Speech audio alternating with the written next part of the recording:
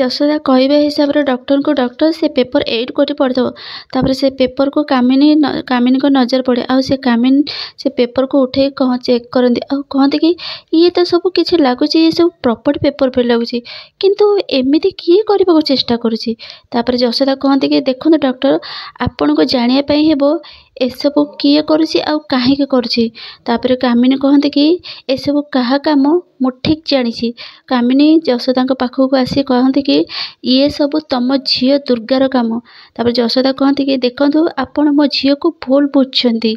ମୋ ଝିଅର ଏମିତି ସେମିତି କିଛି କମି ନାହିଁ ଯେ ସେ ଏ ପ୍ରପର୍ଟି ପାଇବା ପାଇଁ ଗୋଟେ ଲୋକକୁ ପଏଜନ ଦେଇ ମାରିବା ପାଇଁ ଚେଷ୍ଟା କରିବ ଆଉ ସେ ଏତେ ତଳକୁ ଖସିଯିବ।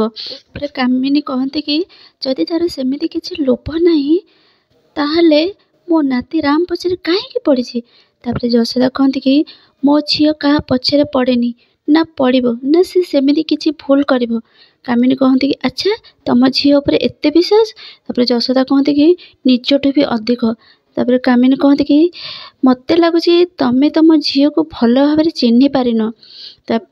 ଯଦି ତା ମନରେ ସତ୍ୟତା ଅଛି ସେ ମୋ ରାମକୁ ଛାଡ଼ୁନି କ'ଣ ପାଇଁ, ତାହେଲେ ସେ ମୋ ରାମକୁ ବାହାଘରକୁ କାହିଁକି ଅଟକାଇଲା।